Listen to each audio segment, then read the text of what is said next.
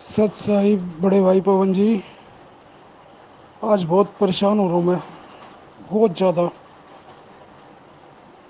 कारण ये है, 8 सितंबर से सब कहते हैं कि मैं ऐसे जुड़ा हूँ परमात्मा से, मैं ऐसे जुड़ा हूँ। लेकिन आज तक मैंने कभी किसी के मुंह से ये नहीं सुना जैसे मैं जुड़ा हूँ, ये नहीं सुना। क्योंकि 8 सितंबर को, 8 सितंबर कह लो या 9 सितंबर कह लो, टाइम का मेरे को पक्का नहीं पता। रात का टाइम था। मुझे तो खुद मेरे कमरे में, मैं तो बल्कि दारू वारू पी के सोता था। दिन में भी पीता था। दिन में तो खैर कभी जब भी छुट्टी वाले दिन, उस दिन प्रकट हुए। ये पिछले 8 सितंबर की बात है, 2021 की। तब से ये आए। मेरे एक बाबा थे, वो इनकी छाती के अंदर समाये हुए थे, बिल्कुल पासपोर्ट साइज की फ़ोटो की तरह। क्योंकि मैं अपने बाबा को ही मानता था। और वो बताते थे, आज से 25-26 साल पहले उन्होंने मेरे को बताया था। बहुत छोटा था मैं जब, तब उन्होंने बताया था कि सतलोक के बारे में वो सत साई बोलते थे। तो ये सब बातें मेरे दिमाग में थी। और जैसे इनके काफ़ी इनसे बातें मिलती हुई मैच। पर मुझे पता नहीं था, जब मेरे आंखों के सामने कोई चेहरा नहीं था, बस मुझे ये पता था कि वो सदगुरु बाबा बताते थे मेरे, कि सदगुरु है कोई, सदगुरु हैं, सदगुरु महाराज। वो सतलोक के राजा हैं, सतलोक के मालिक हैं। वो हैं असली शंकर के शंकर। और ये बताया कि दुर्गा जी के पति और निरंजन मतलब इनके पिता हैं, ब्रह्मा विष्णु के। इन तक के बारे में, और इसने क्या कुकर्म करा था ये तक मुझे बताया। पर मैं थोड़ा छोटा था, मैं ध्यान नहीं दे पाया। लेकिन मैंने वो बातें नहीं भूल पाया मैं, बड़े होने तक भी। बाकी तो मैं सब, मैंने काल वाले ही काम करे हैं। मारपीट, लड़ाई झगड़े, उल्टे सीधे, नशे पत्ते, जितने भी विकार है सब करे हैं, सब टोटल कोई नहीं छोड़ा। लेकिन मेरे लेकिन मैं कभी मंदिर पूजा वगैरह इसमें मेरा मन नहीं लगा।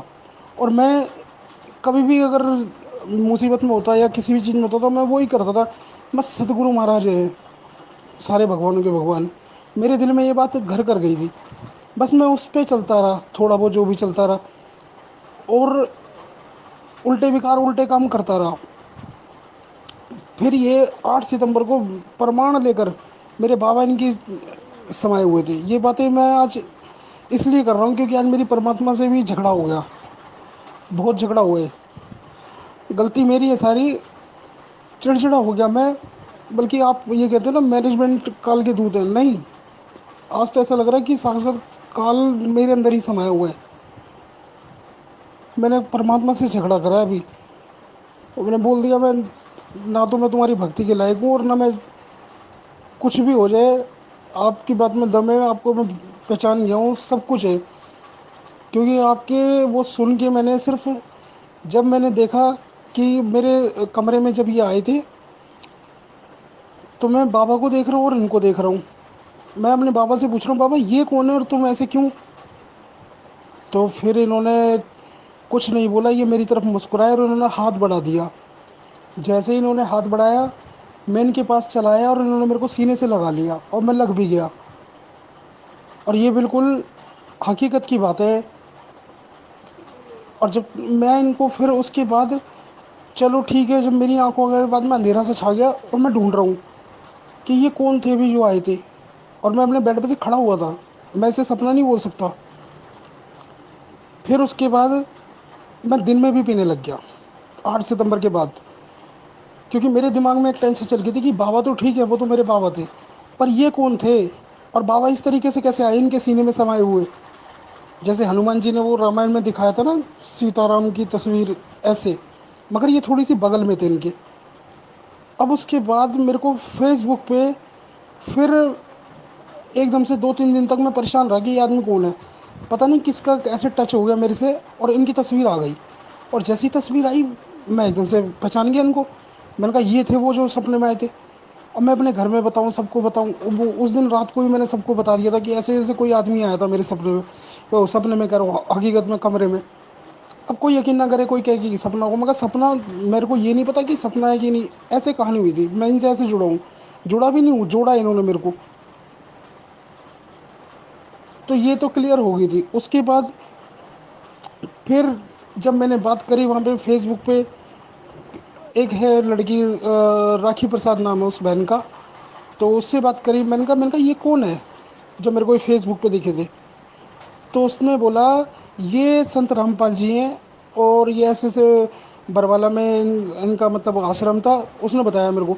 मैंने कहा तो अब कहाँ मिलेंगे, उसने मुझे बताया अभी तो ये जेल में है। अब मैंने कहा जेल में, मेरे को फिर टेंशन हुई थी। मैंने कहा जेल में कैसे हो सकते हैं, ये तो साक्षात मेरे कमरे में आ गए, मुझे सीने से लगा के गए हैं। उसको बताया बताया मैंने। उन्होंने कहा ये तो बहुत अच्छी बात है। और उसने अपने वहाँ पे मैनेजमेंट वालों को सबको बताया होगा किसी को, क्योंकि उससे फिर मेरी बात होती रहती थी उस बहन से। अब उसको मैंने चलो बता दिया, उससे बात हो गई, कोई बात नहीं। तब मेरे को इनका थोड़ा सा पता चला, फिर मेरे को आपका पता चला, शंका दावानंद, वो वीडियो भी आ गई। मैंने फिर उस आपको फ़ोन भी किया था 3-4 बार, लेकिन आपने वो फ़ोन उठाया नहीं था किसी वजह से। तो मेरे को ऐसा लगा, मैंने कहा यार ये बंदा कौन है, शंका समाधान वाला, और फ़ोन भी नहीं उठाता। मेरे मन में तो उस टाइम ऐसे ही आ रहा था, मुझे नहीं पता था आप इतने बिजी रहते हो, और आपको और भी बथेरे इतने फ़ोन आते रहते होंगे। मुझे तो ऐसा लग रहा था कि बस आपने फ़ोन डाला और मैं करूँगा और हो जाएगी बात।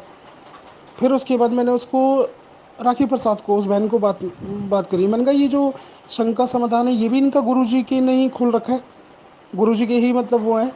तो उसने बताया कि नहीं नहीं, पवन दास और संजय, इनकी तो, ये तो गुरुद्रोही हैं, और इनका तो नाम लेना भी मतलब पाप है। मैंने कहा नहीं, वो तो मतलब शंका समाधान इनका ही आता है। और मैंने तस्वीरें भी देखी है उनकी वीडियो की, लेकिन वीडियो नहीं देख पाया था मैं जब तक आपकी, सिर्फ नंबर निकलवा लिया था मैंने बच्चों से बोल के। फिर उसके बाद ये उसने जब ऐसे बोला तो मेरे मन में ये आया, अच्छा। फिर उसने ये भी बताया था कि हमारा तो नाम खंड हो जाता है, इनका, इनकी शक्ल भी देख लें तो, और हमारे गुरुजी का आदेश है, और भी बतेरी बहुत सी उसने बातें करी। मैंने कहा चलो ठीक है, होता होगा। मैंने कहा लेकिन मैं तो अपनी प्रॉब्लम बता रहा था उसको कि तो मेरे को ये सिर्फ पता करना है कि ये जेल में कैसे हैं, ये तो अगर जेल में हैं तो ये मेरे पास कैसे आ गए, क्या चक्कर है ये, मैं समझ नहीं पा रहा हूँ। तो यही सब कारण जानने के लिए फिर उससे मेरी बात नहीं हुई। उससे मेरे को उसका जवाब तो बस उतना ही था कि भाई गुरु दुरो ये वो। फिर मैंने भी ख़त्म कर दी बात। फिर उसके बाद आपका वीडियो आया, तो सामने आया यूट्यूब पे, तो मैंने कहा चलो सुन ही लेता हूँ। लेकिन जब आपके उससे सुना, तो आपकी तो फिर आधी शंकाएं तो मेरी जब ही समाप्त हो गई, आधी से ज़्यादा बल्कि, आपकी वीडियो देख के। फिर फ़ोन तो करने की ज़रूरत नहीं पड़ी आपको मेरे को दोबारा। फिर मैसेज आ गया था कि हिसार में संगति है, और भी एक दो जगह थी, और आपने भी कहा था कि भाई एक दो जगह की संगत कैंसिल हो गई है। हम भी सब सारे भगत हिसार में जाना पसंद कर रहे हैं, क्योंकि गुरु जी वहाँ पर हैं। तो मैं भी आया था वहाँ पे शाम को। पर जब वो जो सुलेखा बहन से मिला, राजमल दास जी हैं उनसे मिला, तो वहाँ पे फिर कहानी कुछ और की थी। आप जी वहीं पे थे, लेकिन वो उनकी वजह से आपसे भी मिलने को वो था कि मेरे को भी उम्मीद थी दिल से, एक मालिक ने ही प्रेरणा करी थी कि आप मिलोगे मेरे को। पर वहाँ पे कहानी समझ के मैं समझ गया था, फिर उन्होंने मना ही कर दिया था साहब कि नहीं, पवन जी नहीं आए। वो सुलेखा बहन से वैसे ही पूछा था मैंने कहा पवन दास जी जो हैं वो आए हैं क्या, तो उन्होंने मना कर दिया था। फिर मैं कोई बात नहीं, वहाँ से दंडवत करके मालिक को निकल गया था। और भी 3-4 भगत भाई वहाँ मिल गए थे, हम सब निकल गए थे। मैनेजमेंट वाले एक दो बंदे हमारे पीछे भी आए थे, ऑटो तक पीछा करा था उन्होंने स्कूटी पे। कोई हिमाचल से भी आए थे, एक मतलब आंटी अंकल थे वो भी आए हुए थे। तो आंटी ने बोला कि उनसे पूछा था उस मैनेजमेंट वाले गुंडे ने कि कहाँ पर जाओगे, कहाँ रुकोगे अब तुम यहाँ से जाओगे तो। फिर उन्होंने कहा आपको क्या मतलब, ऐसे कुछ कहानी हुई। हालांकि मैं तो सोच रहा था, क्योंकि मैं इतना वो नहीं था, मैं तो सोच रहा था इसके धर दूँ और करूँ इसका भी काम सही। लेकिन वो तो, मैं तो हूँ ही ऐसा, मतलब जैसे सब थे पहले। फिर उसके बाद वहाँ से हम निकल गए थे, फिर हम अपने अपने रास्ते निकल गए सब। फिर वहाँ से 1 तारीख को एक यहाँ पे ब्यावर में संगति थी, वहाँ पे मैं आपसे बात करना चाहता था। मैं ब्यावर गया, मेरे को पक्का नहीं पता था आप मिलोगे वहाँ, लेकिन मेरे को अंदर से थी प्रेरणा कि मिलोगे। मैंने कहा बाकी तो मैं मालिक तो का तो की संगत में तो जा ही रहा हूँ मैं, कोई बात नहीं, मालिक की संगत तो है ही, आपसे बात करूँगा, ये सब बातें थी। तो वहाँ मिला था मैं आपसे फिर, लेकिन बात करने की हिम्मत नहीं हुई। जो जो सवाल, वो इसलिए नहीं हुई, हिम्मत की बात नहीं, वो इसलिए नहीं हुई कि जो वहाँ की संगति थी, जो जो प्रमाण आपने दिखाए थे, बताए थे, उन सबसे मेरे सारे जो भी कंसेप्ट थे वो सब क्लियर हो गए कि ये परमात्मा ही है। जो संतुष्टि मेरे को मैनेजमेंट वाले, एक जिसका बताया बहन का, उसका मैंने, राखी प्रसाद, और दो तीन उसके हैं और फेसबुक पे थे, वो सब उनसे नहीं, उनसे मैंने ये भी बोला था कि नाम दीक्षा मेरे को लेनी है, मैं कहाँ से लूँ। तो उन्होंने नामदान केंद्र एक दो नंबर दे दिए कि इस पर कॉल कर लो, जो आपका सेंटर पास पड़ता है दिल्ली में, बता देंगे। फिर एक मुंडका का नंबर था वो, वहाँ पे कोई रोहतास दास है, उनको मैंने बोला, मैंने कहा नाम दीक्षा लेनी है मेरे को और ऐसे ऐसे परमात्मा दिखे थे। हाँ हाँ कोई नहीं कोई नहीं, उन्होंने बस अपनी धूधनी चालू कर दी। चलो कोई बात नहीं। लेकिन परमात्मा का सत्संग मेरे को, मैं वैसे इतना मेरे को याद नहीं रह पाता, इतने सुनता हूँ मगर सब दिमाग से, लेकिन जब सुनता हूँ तो ऐसा लगता है हाँ सुन रखा है सुन रखा है। लेकिन अगर मैं वहाँ से 1 मिनट में ध्यान हट जाता, यही नहीं समझ आता क्या सुना था। मगर एक सत्संग में मेरे को, जिस दिन मेरे को जाना था नाम दीक्षा लेने, तो मालिक का वही था कि वही वाला सत्संग जो आप भी दिखाते हो, कि दास के अलावा नाम देने का अधिकारी कोई नहीं है 21 ब्रह्मांड में, और जो जो भी ये सब ऐसे कर, इसमें पता नहीं मेरी बुद्धि कैसे अटक गई इस सत्संग पे। और कुछ दिन, 1 2 दिन बाद ही आपका भी वो मिल गया मेरे को। हाँ, उसको मैंने राखी प्रसाद को फ़ोन करा, मैं कहा वो तो गुरु जी तो ये कहते हैं। तो उसने भी छूटते ही ये बोल दिया, लगता है आपने पवन दास जी की वीडियो देख ली है। मैंने कहा नहीं, परमात्मा खुद कह रहे हैं सत्संग में। कह रही ऐसा कुछ नहीं होता। फिर कुछ मेरे को अच्छा नहीं लगा कुदरती, फिर मैंने उन सब से ताल्लुकी वो कर दिया। मैं तो बस आपसे, आपकी वीडियो देख लेता हूँ, मेरे काम से हो जाता है। मगर आज जिस काम के लिए मैंने फ़ोन किया वो कुछ ज़रा अलग बात है। वो ये है कि मेरे से रात को बहुत गड़बड़ हो गई है। सारा ज्ञान भी समझ लेता हूँ, सारा वो भी कर लेता हूँ, और मन में भी ऐसा लगता है कि हाँ मैं बिल्कुल दृढ़ हो गया हूँ, लेकिन सब फेल है। रात को मैंने जहाँ पे दरबार लगा रखा है मालिक का, वहीं पे, हालांकि कई बार मैं बचा हूँ, मालिक से प्रार्थना करता हूँ बच जाता हूँ, लेकिन रात को ये कुकर्म करने से नहीं बचा। मेरी जो पत्नी है, हालांकि वो तो, मेरे घर में तो कोई जानता था, मतलब वैसे जानते हैं इनको, वैसे सब है, लेकिन बाकी कोई गौर नहीं करता इस बात पे। तो उसने बोला भी था कि यहाँ पे दरबार है, यहाँ पे ऐसी हरकत ठीक नहीं है, लेकिन मैंने उसके साथ दुष्कर्म कर दिया। और मेरा रात से इतना चिड़चिड़ा हो रहा है कि मालिक की दरबार के आगे भी और वैसे भी, मोबाइल में भी, ना इनका सत्संग सुनने को वो हो रहा है, ना आपकी वीडियो देखने को मन कर रहा है, और रह भी नहीं पा रहा हूँ। लेकिन शर्म इतनी आ रही है दरबार में। आज मैंने जोत लगाते वक्त भी पता नहीं कैसे, इतना पानी पानी हो रखा था, इतना पानी, कि इतनी शर्म कभी ज़िंदगी में किसी काम को करते वक्त नहीं आई जितनी आज आई है। और फिर मालिक से झगड़ा हो गया मेरा आज अभी। मैंने कहा आपने इस काल को जो ब्रह्मांड दिए वो तो दिए, मगर ऐसी ये रजोगुण सतोगुण और ये तमोगुण, ये क्या है, ये ऐसा, ये चीज़ क्यों मालिक आपने करी। और बताऊं, और इससे भी ज़्यादा मैं क्या बोल पड़ा मालिक से। मैंने कहा कि आपने, आप समर्थ हो, आप अंतर्यामी हो, घट घट की बात जानते हो, ये प्रमाण दे, मैं मान गया हूँ, लेकिन आप इस काल की भी तो जानते होंगे। जब आपने ये अंडा बनाया और जब करा कि छोड़ा था, तो आपको पता होगा वो क्रोध में आके जो भी है, परम अक्षर ब्रह्म, जो भी उसके कारण ऐसा होगा। और फिर ये आगे जाके 70 70 युग तपस्या भी करेगा और ऐसी ऐसी चीज़ें, तो ये चीज़ें क्यों दी आपने, आप सब कुछ जानते थे। इस कारण से बहुत परेशान हो रहा हूँ मैं। मेरा कभी कभी तो मरने को मन कर रहा है आज, या फिर बड़ा दुखी होके बोल रहा हूँ कि परमात्मा कुछ ऐसा करो कि मैं भूल जाऊँ आपको, मुझे नहीं रखना याद। क्योंकि मैं तो, आप वैसे ले जाने वाले नहीं, और ऐसे जाया नहीं जाए, इतने विकार भरे पड़े अंदर। अभी तक ऐसा लग रहा था 6 7 8 महीने ऐसे गुजरे मेरे, बहुत अच्छे, बहुत निर्मल हो गया हूँ। जैसे मैं हर माता बहन को बिल्कुल साफ नज़र से देख रहा था। साफ नज़र से कैसे?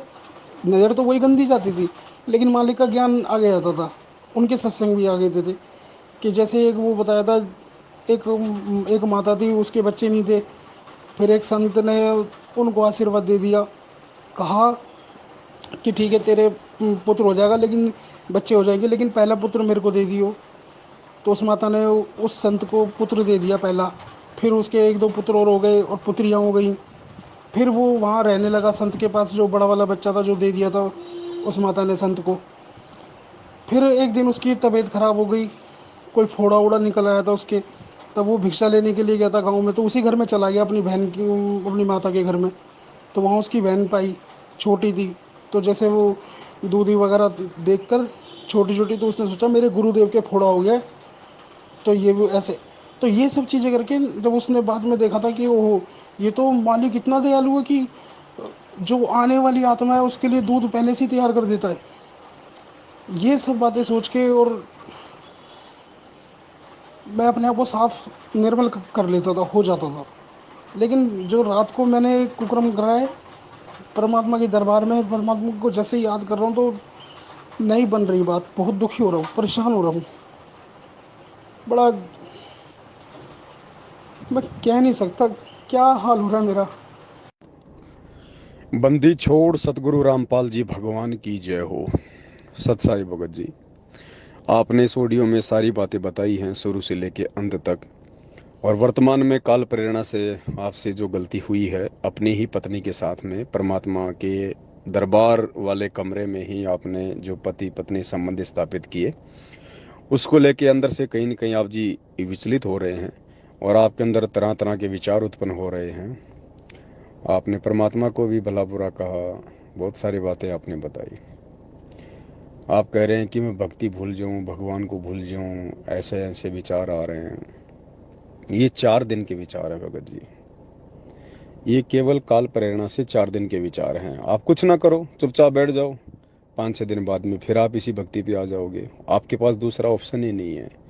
धर्मदास को परमात्मा मिले मथुरा में और गीता जी का ज्ञान समझाया, हकीकत बताई। उसके बाद में धर्मदास जी ने परमात्मा के साथ में उल्टे सीधे सवाल जवाब किए, परमात्मा अंतर्ध्यान हुए। अंतर्ध्यान होने के बाद में धर्मदास को पश्चाताप हुआ। और क्या बताया गुरु जी ने कि धर्मदास ने कहा कि परमात्मा पहले वाली तो भक्ति करने का जी नहीं करता बिल्कुल भी, क्योंकि आपने इन देवी देवताओं की जड़ समझा दी और आप हो गए अंतर्ध्यान। आप मुझे मिल नहीं रहे, आगे का रास्ता मुझे कौन बताएगा। तो धर्मदास बीच में अटक गया। तो ठीक इसी प्रकार भगत जी, ये जो काल है ना, ये मन रूप में हर आत्मा के साथ में है, हर शरीर में है।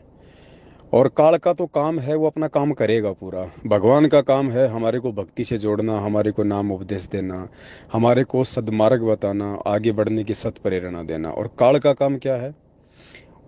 परमात्मा के बताए गए मार्ग के विपरीत चलने की कुप्रेरणा करना। भक्ति में हमारा मन ना लग जाए इसलिए हमसे कोई न कोई कुबद करवा देना, हमारे मन में तरह तरह के कुविचार उत्पन्न कर देना। काल हमें अशांत करना चाहता है, काल हमारे को विचलित करना चाहता है कि इस भगवान की भक्ति को हम सीधे सीधे ना कर लें। तो इसमें भगत जी विचलित होने की जरूरत नहीं है। काल का जो काम है वो काल कर रहा है, लेकिन आपको उस काल के ऊपर विजय प्राप्त करवाने के लिए, उस काल की इन सूक्ष्म चाल को काटने के लिए भगवान ने जो तत्व ज्ञान रूपी अस्त्र शस्त्र दिए हैं, आप उनका भी तो प्रयोग करो। आप काल के हथियार से तो आप जी घायल हो गए, लेकिन भगवान ने उपचार के लिए भी तो तत्व ज्ञान दिया है, उसका भी तो भगत जी प्रयोग करो। काल ने अपना काम कर दिया, अब परमात्मा ने हमें जो समाधान दिए हैं उनका भी तो प्रयोग करो भगत जी। ज्ञान आधार से समझो इन चीज़ों को। ठीक है, परमात्मा का ज्ञान होने के बाद में पति पत्नी संबंध कोई गलत नहीं होते। परमात्मा कहते हैं इंद्री कर्म ना लगे लगारम, जो भक्ति करे निर्द्वंद रहे। अगर आप सत भक्ति कर रहे हैं, मर्यादा में हैं, तो परमात्मा ने बताया कि भगत को जति होना चाहिए। जति मतलब जैसे लक्ष्मण जी थे, वो केवल अपनी पत्नी तक ही सीमित थे। तो यदि आप शादीशुदा हैं और आपको परमात्मा का नाम मिल गया है तो आप जी जति की भूमिका निभाओ, केवल अपनी पत्नी तक ही आप सीमित रहो। तो आप केवल अपनी पत्नी तक ही सीमित हैं, आपने किसी और के साथ तो कुकर्म किया नहीं। मन आपका विचलित इसलिए है कि आपने परमात्मा के दरबार पे किया। तो ठीक है, ये हमसे गलती हुई है भगत जी। इस भक्ति मार्ग में आने के बाद यदि हम शादीशुदा हैं तो दो चीज़ें हमें गांठ बांध लेनी चाहिए। पहली बात तो अपनी स्त्री के अलावा हम किसी और की तरफ को दृष्टि ना डालें, हम किसी और के अंदर ऐसे काम वासना वाले भाव ना लेके आए। दूसरा, हम अपने घर पे भगत जी, विशेषकर जहाँ परमात्मा का दरबार है, और दिन में हम किसी भी प्रकार की कोई भी रति क्रिया से हम बचें। अगर ऐसी कोई बाधा है तो परमात्मा ने रात्रि बनाई है भगत जी। दिन में हम जो है पति पत्नी संबंध वाले जो कर्म है वो ना करें, ये हम विशेष तौर से ध्यान रखें। और परमात्मा जी के दरबार में तो विशेष तौर पे हम केवल अपनी जो भक्ति भाव है, जो पूजा पाठ है, उसी के लिए हम रहें। अब यहाँ सवाल एक नया खड़ा हो जाएगा, बहुत सारे भगत भाई बहन ऐसे हैं जिनकी आर्थिक स्थिति कमज़ोर है, या जो किराए के मकान में रहते हैं, केवल एक ही मकान है, रसोई है, बाथरूम है, अब उनको खाना भी उसी मकान में बनाना पड़ता है, रहना भी उसी मकान में पड़ता है, पति पत्नी हैं, बच्चे हैं। तो फिर उनके सामने समस्या आ जाएगी कि साहब हमारे पास तो एक ही मकान है, हमें तो उसी मकान में सब कुछ खाना पीना रहना करना पड़ता है। तो देखिए, वो अगर वो बड़ा सा मकान है, केवल एक ही मकान है, तो एक तरफ आप परमात्मा का वहाँ पे दरबार रख दीजिएगा, और अपनी आत्म संतुष्टि के लिए परमात्मा के दरबार पे आप जी एक पर्दा लगा दीजिएगा। और एक मजबूरी है आपकी, परमात्मा भी जानता है, समझता है इस चीज़ को, अंतर्यामी है मालिक, और मालिक को दंडवत प्रणाम करके यदि कंपलसरी हो तो वो रति क्रिया करने से वहाँ फिर कोई दोष नहीं है, क्योंकि एक तो मालिक अंतर्यामी है, परमात्मा को पता है कि भाई इसकी मजबूरी है। और दूसरा, परमात्मा का दरबार कुछ आप इस प्रकार से लगाएं कि उनका जो दरबार का जो मुख है वो आपके सोने के स्थान से थोड़ा सा भिन्न हो, थोड़ा सा साइड में हो, और एक पर्दा लगा दीजिए वहाँ परमात्मा का। और दिन में कोई भी क्रिया करने से हम बचें। और काल तो भगत जी तोड़ने का प्रयास करेगा, इसमें कोई संशय नहीं है। और देखिए, आपने कहा कि मेरे जो दादाजी थे वो गुरु जी के हृदय में पासपोर्ट साइज की फ़ोटो की तरह समाये हुए थे। दादाजी आपको बचपन में परमात्मा की बातें बताते थे, सतलोक की बातें बताते थे। तो ये देखो, परमात्मा ने आपके लिए किया सब कुछ। आप परमात्मा की अच्छी आत्मा हो, विशेष आत्मा हो। भगत जी यकीन मान लेना, गुरुदेव ने एक सत्संग में कहा है कि जो आत्मा जितनी ज़्यादा भक्ति की धनी होगी, काल उसी आत्मा के ज़्यादा कुकर्म करवा के कर्म फुड़वाता है। आपने कभी भी चाय के खोखे के ताले टूटते नहीं सुने कि चाय के खोखे में चोरी हो गई। पता है चोर को, पाव अदरक पड़ी होगी, 1 किलो चीनी होगी, 100 ग्राम चाय पत्ती होगी, और क्या है इसमें। ताले हमेशा बैंक के टूटते हैं, जो धनी व्यक्ति होते हैं उनके टूटते हैं, क्योंकि वहां पे धन होता है। इसी प्रकार ये जो काल है, ये केवल जो भक्ति धन से युक्त आत्माएं हैं, जो कभी किसी जन्म में परमात्मा की शरण में रह के सत भक्ति की हुई है, ये उन आत्माओं को लूटता है। और वर्तमान में तो उन आत्माओं को विशेष तौर से परेशान भी रखेगा कि ये उस परम संत के संपर्क में ना आ जाएं, ये वो भक्ति ना कर लें सतलोक प्राप्ति वाली। बचपन में आपके दादाजी आपको जो बातें बताया करते थे, फिर बाद में 8 सितंबर के दिन गुरुजी ने आपको वो सारा दृश्य दिखाया, आपके दादाजी को भी अपने पास में दिखाया। तो सबसे पहले तो आपको ये संतुष्टि हो जाना चाहिए कि आज आपके दादाजी कहीं न कहीं सतगुरुदेव जी के संपर्क में हैं। वे जरूर कहीं न कहीं अपनी भक्ति कर रहे हैं मानव जन्म प्राप्त करके। तो दादाजी के प्रति तो आपका संदेह बिल्कुल समाप्त हो जाना चाहिए। और ना हमने दादाजी को बार बार याद करना है, वो परमात्मा की आत्मा थी, परमात्मा ने उनको संभाल लिया। दादाजी के साथ पहले आपके जो संपर्क थे, दादाजी आपको सतलोक की जानकारी दिया करते थे, वो आपको याद रही बचपन की बातें। और 8 सितंबर को फिर से आपकी वो यादें परमात्मा ने ताज़ा कर दी, आपके दादाजी को भी दिखा के। मतलब दादाजी जो बताया करते थे, जिस महापुरुष के बारे में बताया करते थे, जिस गुरु के बारे में बताया करते थे, तो परमात्मा ने 8 सितंबर को आपको ये याद दिलाना चाहा कि बेटा वो मेरे विषय में बताया करते थे, वो मैं ही हूँ वो सतलोक का राजा, वो दादा मेरे विषय में तुझे बताया करता था। तो ये सब कुछ परमात्मा का खेल है आपको अपने से जोड़ने के लिए। तो भगत जी, विकार सबके अंदर हैं, पांचों जो विकार हैं, काम क्रोध मद लोभ अहंकार, ये इस भगवान को छोड़ के इस पृथ्वी पे जितने भी मानव शरीरधारी प्राणी हैं सब के अंदर हैं। किसी में इनका वॉल्यूम थोड़ा ज़्यादा होता है, किसी में मीडियम होता है, तो किसी में बिल्कुल लो होता है। ये भी सबके अपने अपने पिछले संस्कार होते हैं। तो विकार तो सबको सताते हैं। परमात्मा कहते हैं ना, मुझे पांचों विकार सताते हैं, मन चाया नाच नचाते हैं, हे साहिब ना बच पाते हैं, एक तेरा ही शरणा लाया है, सत कबीर दवारे तेरे पे एक दास भिखारी आया है। तो परमात्मा खुद एक भगत की भूमिका करते हुए और ये शब्द सतगुरुदेव जी ने लिखा है आप और हमें ये दृढ़ता देने के लिए, आप और हमें सांत्वना देने के लिए कि बेटा यदि तू जीव है, अगर तू अपने आप को जीव मानता है तो ये भी पक्का मान ले पांचों विकार तेरे अंदर हैं, उनका प्रभाव ऊंच नीच होता रहेगा। क्योंकि मन रूप में भगत जी ये काल हर प्राणी के साथ में है। तो हमने इन चीजों को केवल ज्ञान से काटना है। जितना हम गुरुदेव के सत्संग सुनेंगे उतना ज्यादा हम इन चीजों को समझ पाएंगे, और जितना हम इस भगवान की तरफ आगे बढ़ेंगे भगत जी, ध्यान रखना काल भी उतना ही तोड़ने का प्रयास करेगा। भगवान जितना हाथ पकड़ के हमें आगे खींचेगा, काल भी हमारे पैर पकड़ के उतना ही हमारे को पीछे खींचेगा। भगवान अपनी भक्ति दे के आगे बढ़ाएगा तो काल जो पांचों विकार हैं उनका दबाव बढ़ा के, आप पहले शराब पीते थे, आप पहले चोरी जारी करते थे, सारे कुकर्म करते थे, इस भक्ति में आने के बाद 2 4 5 महीने तो बिल्कुल शांत हो जाओगे आप, क्योंकि परमात्मा के आशीर्वाद का प्रभाव रहता है, सतगुरु के दर्शनों का प्रभाव रहता है, नई नई भक्ति से हम जुड़ते हैं, मंत्रों की जो क्रिया हमारे अंदर प्रतिक्रिया होती है। और उसके बाद जैसे ही साल 6 महीना में बीत जाता है, धीरे धीरे हम थोड़ा भक्ति में रुचि भी कम कर देते हैं, सांसारिक कामों में ज़्यादा व्यस्त हो जाते हैं, तो धीरे धीरे फिर मन का प्रभाव होना शुरू हो जाता है। जैसे कोई साफ सुथरा कमरा है, उसको गुरुजी कहते हैं 5 4 दिन तक आप उसको खोलो मत, बिल्कुल पैक करके रखो, चाहे शीशे लगा के। 7 दिन बाद खोलोगे तो उसमें मिट्टी जमी पाएगी, अंदर धूल जमी पाएगी, क्योंकि वहाँ पे साफ सफाई हो नहीं रही थी। ठीक इसी प्रकार नाम दीक्षा लेने के बाद यदि हम नियमित रूप से मंत्र, आरती, सुमरण, गुरु जी का सत्संग सुनना, ये सब कुछ सारी क्रिया नहीं करेंगे, हमारे अंतःकरण की सफाई नहीं करेंगे, सत्संग से अगर हम इनको पहुंचा नहीं मारेंगे, तो भगत जी काल का जो प्रभाव है पांचों गुणों का, वो धीरे धीरे धीरे धीरे वो जंग की तरह हमारे अंदर जमना शुरू हो जाता है। तो परमात्मा ने बताया कि ना चाहते हुए भी, क्योंकि मन नहीं लगेगा हमारा, लेकिन मन ना लगे तो इसका मतलब ये नहीं कि हम लोग भक्ति ना करें। गुरुदेव ने बताया कि चाहे आप कितने डिस्टर्ब हो, यहाँ तक कि यदि आपके परिवार में किसी की डेथ भी हो जाती है, उस दिन भी आपने तीनों समय की आरती घर में जोत लगाना नहीं छोड़ना है। अब इतना आदेश दे रखा भगवान ने। तो बाकी छोटी छोटी घटनाएं तो भगत जी होती रहेंगी, हमारे साथ भी होती हैं, आपके साथ भी हो रही हैं, और सबके साथ हो रही हैं। कोई ना बतावे तो इसका मतलब ये थोड़ी है कि वो किसी के साथ हो नहीं रही। आपने बता दिया तो ठीक है, कोई लोग नहीं बता पाते, कोई लोग ज्ञान आधार से उसका समाधान निकाल लेते हैं कि भाई ठीक है, काल का तो काम है हमारे को विचलित करने का, वो तो करेगा। और सारी बातों की एक बात है भगत जी, परमात्मा आ गए हैं, भगवान धरती पे हैं, 8 सितंबर को ही आए हैं, आपको आभास भी करवा दिया, और उन्होंने अपनी भक्ति भी दे दी है भगत जी। अब अगर कोई कमी रहेगी तो भगत जी हमारी स्वयं की रहेगी। देखो, अगर भगवान सुख ही सुख दे देगा तो भी परमात्मा को पता है कि कोई भक्ति नहीं करेगा, क्योंकि मालिक की खुद की वाणी है, सुख के माथे पत्थर पड़े जो नाम हृदय से जाए, बलिहारी उस दुख के ऊपर जो पल पल नाम रटाए। भगत जी ये दुख ही हैं इस कलयुग में, वर्तमान में, जिसके कारण हम इस भगवान को जान पाए, पहचान पाए। ये दुख ही हैं जो हमारी आत्मा ने भगवान को पुकारा, क्योंकि सुखों में तो ना आत्मा भगवान पुकारती है ना मन पुकारता है, मन तो पुकारेगा कहाँ से।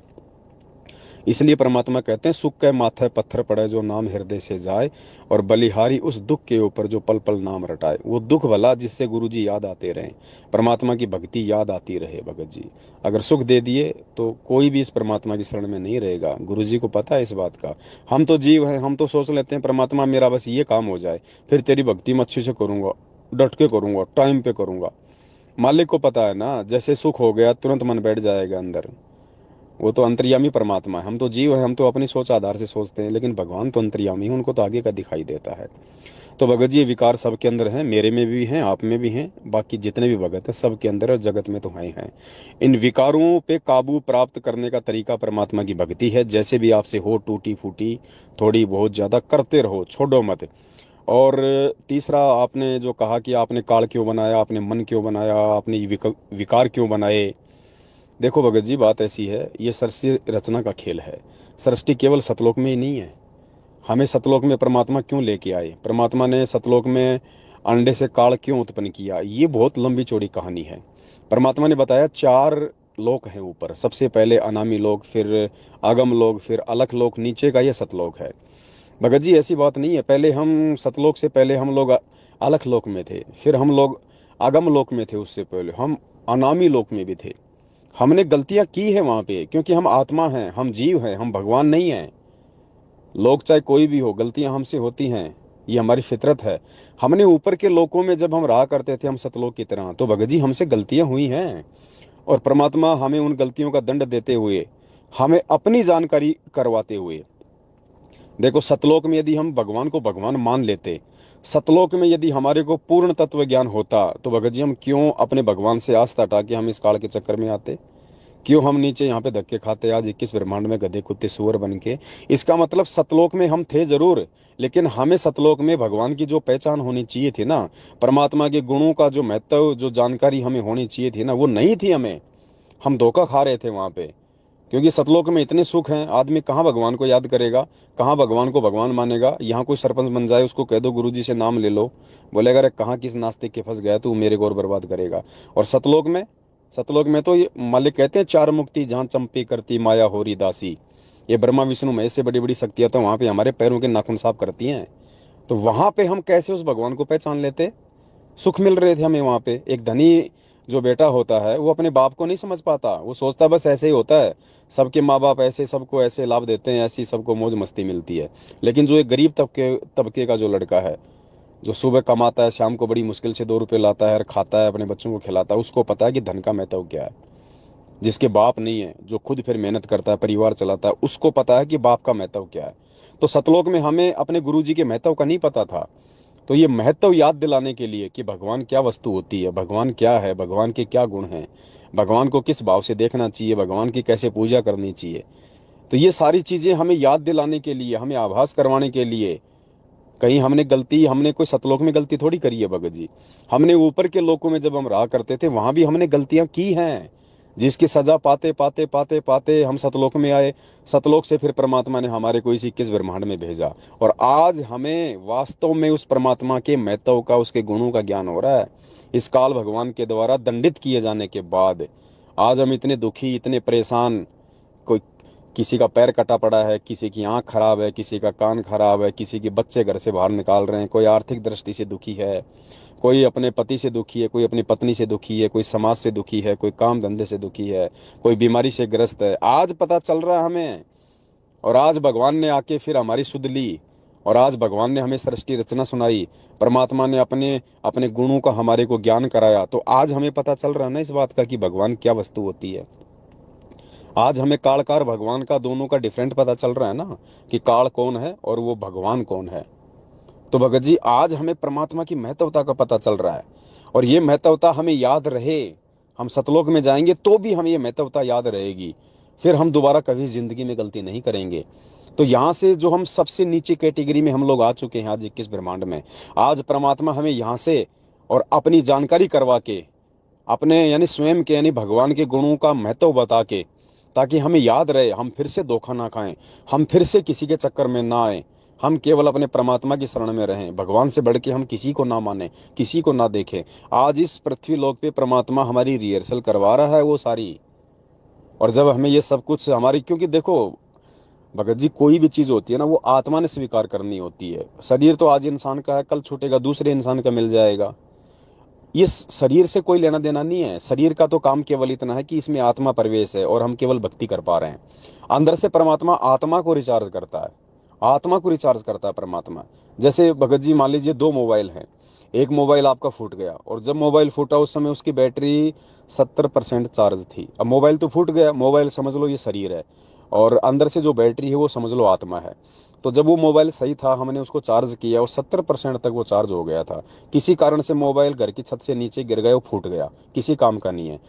अब हम यदि उस मोबाइल की बैटरी को निकाल के ठीक उसी दूसरे मोबाइल में डालेंगे, तो भगत जी बैटरी तो 70% ही दिखाएगा। ठीक इसी प्रकार हमारे जो ये शरीर हैं, ये भगत जी हमें नए नए मिलते रहते हैं, लेकिन अंदर से परमात्मा जो अपनी आत्मा को चार्ज कर देता है भक्ति से, बीच बीच में मिल के नाम दीक्षा दे के, वो जिस स्तर पे चार्ज हो जाती है वो उतनी चार्ज रहेगी। तो इसी प्रकार परमात्मा ने आत्मा को चार्ज करना है, और ये आत्मा भगत जी, परमात्मा यदि हम नियमित भक्ति करेंगे, मर्यादा में रहेंगे, इन विकारों से ज्ञान को आधार बना के हम लड़ेंगे, तो हमारी बैटरी चार्ज होती जा रही है, आत्मा चार्ज होती जा रही है। और आत्मा जब फुल चार्ज हो जाएगी, और आत्मा उसी समय फुल चार्ज हो जाएगी, सबसे पहले तो गुरु को भगवान माने, गुरु के अलावा किसी में भी कोई आस्था ना रखे। परमात्मा कहते हैं, गुरु सेवै कोई चतुर सयाना, गुरु पढ़तर कोई और नाना। गुरु के समान दूसरा कोई नहीं होना चाहिए। ये कागज की फोटो, ये दाढ़ी मूछ वाली फोटो, जब तक ये हमारे दिलो दिमाग से और हमारे घरों से नहीं हटेगी, तब तक तो हमारी भक्ति भी नहीं चलेगी।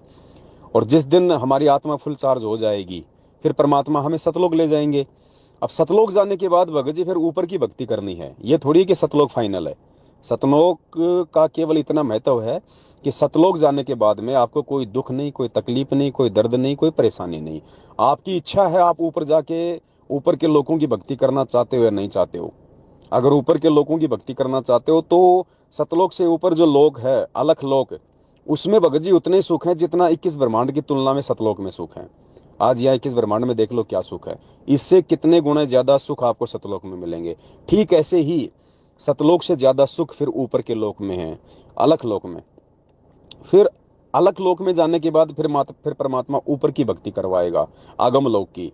अब आगम लोक में जाने के बाद फिर परमात्मा अनामी लोक की भक्ति करवाएगा, जो सबसे ऊपर का लोक है। जिस समय परमात्मा ने हमें सर्जित किया था, आत्माओं का सर्जन किया था, तो अनामी लोक में जाने के बाद भगत जी फिर हमारा फाइनल स्टेज आ जाती है। यानी वहां जाने के बाद फिर हमारा जन्म मृत्यु सदा सदा के लिए परमात्मा समाप्त कर देता है। जिस शब्द से परमात्मा ने आत्मा की उत्पत्ति की थी, परमात्मा उस आत्मा को वापस अपने उसी शब्द में समा लेता है। मालिक की वाणी है ना कि लोक अनामी जावेगी वहां कन्या मिलन चौबारे। यानी जब अनामी लोक में जाएंगे तो वहां पे ये घर परिवार नहीं मिलेंगे, वहां पे ये सतलोक जैसी सृष्टि नहीं मिलेगी, वहां पे आपको 21 ब्रह्मांड जैसी सृष्टि नहीं मिलेगी। वहां पे कोन्या मिले चौबारे, चौबारे यानी परमात्मा वहां पे सृष्टि कह रहे हैं, चौबारे यानी घर परिवार सृष्टि। लोक अनामी जावेगी वहां कोन्या मिलन चौबारे, आत्मा और परमात्मा वहां कोन्या रहते न्यारे। यानी सतलोक में जाने के बाद में आत्मा का परमात्मा से भिन्न स्वरूप नहीं होता है। आत्मा को परमात्मा अपने शब्द में समा लेता है, सदा सदा के लिए आत्मा के अस्तित्व को ही समाप्त कर देता है परमात्मा। अनामी लोक से नीचे जितने भी लोक हैं, आगम लोक हैं, अलग लोक हैं, सतलोक हैं, 21 ब्रह्मांड है, यहाँ आत्मा और परमात्मा दोनों का भिन्न भिन्न भगत जी स्वरूप है। तो भगत जी इस भक्ति को समझो और परमात्मा के मकसद को समझो। काल तो हमें विचलित करेगा। परमात्मा ने क्या कहा कि कोई पागल कुत्ता है। अब पागल कुत्ता है तो पागल कुत्ते का तो काम है भगत जी भौंकना, हो सकता है वो काट भी ले। लेकिन हम यदि सतगुरु की शरण में है तो हमने क्या करना है, हमने पागल कुत्ते को मारना भी नहीं है, क्योंकि हत्या भी परमात्मा ने पाप बताई। अब क्या करें, मालिक ने कहा कि पागल कुत्ते से कैसे बचा जाता है, बस वो सावधानी बरतो आप। मालिक कहते हैं ना कि कहते को कहीं जान दे, गुरु की सीख तू ले, साकट और सवान को उल्टा जवाब ना दे। सबकी सुनो, सबके वीडियो देखो, सबकी विचारधारा से परिचित हो, लेकिन वो करो जो परमात्मा के ज्ञान में है। फाइनली वो करो जो गुरुजी कहते हैं, जो गुरुजी ने अपने सत्संगों में कह रखा है, कहे कबीर सोए जन मेरा, जो नीर खीर का करे निवेरा। तो भगत जी भगवान मिल गया, ज्ञान मिल गया, मार्ग मिल गया, समाधान मिल गया। अब हमने किसी भी चीज को सोचने समझने में देरी नहीं करनी चाहिए। ये पांचों विकार हैं भगत जी, एंड समय तक रहेंगे। ये आपके रोने धोने से, परमात्मा को भला बुरा कहने से ये समाप्त नहीं होने वाले। परमात्मा ने इनके ऊपर काबू प्राप्त करवाने का जो तरीका है वो हमारे को बता दिया है। अपनी भक्ति दे दी, अपने मंत्र दे दिए, साधना बता दी, नियम बता दिए। इन्हीं में रह के हम इनके ऊपर कंट्रोल कर सकते हैं। दूसरा, ये भक्ति छोड़ के आप चाहे गुरु जी की गोद में जाके बैठ जाओ, ये विकार कंट्रोल नहीं होंगे। क्योंकि डॉक्टर ने मरीज का ऑपरेशन कर दिया, गोली दवाई दे दी, अब वो गोली दवाई से ही उसका रोग ठीक होगा। आप गोली दवाई ना खा के चाहे डॉक्टर के घर पे जाके बैठ जाओ उसकी गोद में, आपका रोग ठीक नहीं होना भगत जी। तो ये अध्यात्म है, तत्व ज्ञान है। आप साध संगत से आप जुड़े रहो, साध संगति से ही भगत जी आपको धीरे धीरे ये बातें समझ में आएंगी और आप अपने मन के ऊपर कंट्रोल कर पाओगे। अन्यथा भगत जी मैनेजमेंट के साथ दोगे या मैनेजमेंट की संगति करोगे, उनके नामदान केंद्रों पे जाने के भी सोचोगे, कहीं उनको अनजाने में भी दान धर्म कर दिया तो भगत जी उसका उल्टा प्रतिफल होगा। कोई फायदा नहीं होगा, कोई लाभ नहीं होगा, उल्टा परमात्मा से दूर होने की प्रेरणा धीरे धीरे बनेगी, जो 90% संगत की वर्तमान में हो रही है। किसी के घर में सुख नहीं है, सबके घर में लड़ाई झगड़े मार पीट, सबने दारू दूरू खाना पीना शुरू कर दिया। हैरानी की बात है, रोहतक से जिन जिन लोगों ने ये सारा नाम लिया है फर्जी 2018 से, आज उनमें से 70% लोगों ने भगत जी नशा करना शुरू कर दिया, लड़ाई झगड़े करने शुरू कर दिए उन्होंने। अकाल मौत हो रही है उनके घरों में, क्योंकि वो समझ ही नहीं पाए। साध संगति से जुड़े बिना आप जी लाख जन्म भी सतगुरु रामपाल जी भगवान को नहीं समझ पाओगे भगत जी। और सतगुरु रामपाल जी भगवान इस भक्ति की मूल है, नींव है। और जब नींव मजबूत नहीं होगी, आप गुरु जी को नहीं समझ पाओगे, भक्ति जिंदगी में नहीं समझ पाओगे। तो बड़े भाई सारे रोने धोने छोड़ो। ये आपके साथ जो परिस्थितियां हैं, काल जो खेल खेल रहा है ना, ये आपको विचलित करने के लिए, आपको शांत करने के लिए, ये सबके साथ में है। परिस्थितियां भिन्न भिन्न हो सकती हैं, लेकिन ये सबके साथ में भगत जी। इसका मतलब ये नहीं कि हम काल के दबाव में आके भक्ति छोड़ दें, फिर सतगुरु की भक्ति लेने का फायदा क्या हुआ। फिर तो आज भी आप काल को जिता रहे हो। आज भी अगर काल की ऐसी प्रेरणाओं से आप भक्ति छोड़ने का मन कर रहे हो तो आप तो गुरु जी से ज्यादा काल को महत्व दे रहे हो। हैं, आप पे फिर भक्ति का क्या असर हुआ फिर आपके ऊपर? क्या विचार किया फिर आपने परमात्मा के सत्संगों के ऊपर? जब आपके मन में ऐसे विचार आते हैं, काल आपको तोड़ने का प्रयास करता है, आप गुरु जी को याद करो, उस समय गुरु जी का सुमरण करो, गुरु जी के सत्संग सुनो उस समय।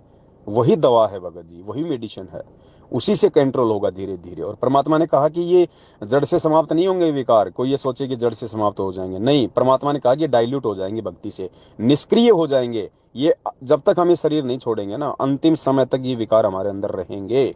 लेकिन परमात्मा की भक्ति से, मर्यादा में रहने से ये निष्क्रिय हो जाएंगे। ये पांचों विकार अपना वो प्रभाव नहीं कर पाएंगे जिससे हमारी भक्ति बर्बाद हो जाए। बस इतनी सी बात है भगत जी।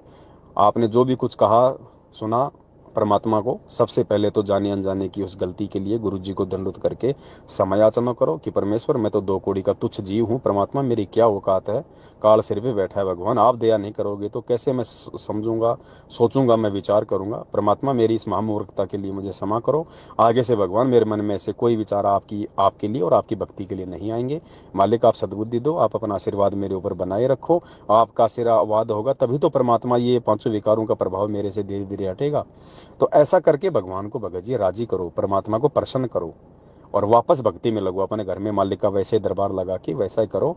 और जो जो क्रिया आपसे जो हो गई है, जो अपने घर पे दरबार के सामने अपनी पत्नी के साथ में, तो कोई बात नहीं भगत जी, जाने अनजाने में गलतियां हो जाती हैं, हम जीव हैं, काल भगवान का इतना ज़्यादा प्रेशर है, हम कई बार सहन नहीं कर पाते हैं, तो गलतियां हो जाती हैं। और गलती होने के बाद आपके अंदर जो पश्चाताप हो रहा है ना भगत जी, ये बहुत बहुत ज़रूरी है। आपके अंदर जो पश्चाताप हुआ ना कि मैंने परमात्मा के दरबार के आगे मैंने रति क्रिया की है, भगत जी ये पश्चाताप भी हमारे बहुत सारे पापों को काटता है। ये पहचान है। ये पश्चाताप सबको नहीं होता भगत जी। गलत काम करके किसी भाग्यवान आत्मा को ही पश्चाताप होता है, क्योंकि विचार करने की सद्बुद्धि केवल अच्छी आत्माओं में होती है, हंस आत्माओं में होती है। तो आपके अंदर जो पश्चाताप की जो आग जो जली हुई है ना, ये कहीं ना कहीं आपके पाप कर्मों का नाश कर रही है। कहीं ना कहीं आप इस पश्चाताप के माध्यम से आप सुधार की ओर आगे बढ़ रहे हैं। क्योंकि जब आदमी पश्चाताप नहीं करेगा, आदमी विचार नहीं करेगा, फिर वो उस कर्म को सुधारेगा कैसे? सुधारेगा वही जो विचार करेगा, जो पश्चाताप करेगा। तो आगे हमसे ऐसी गलती ना हो, उसके लिए हम गुरु जी को दंडोत करके क्षमा याचना करें।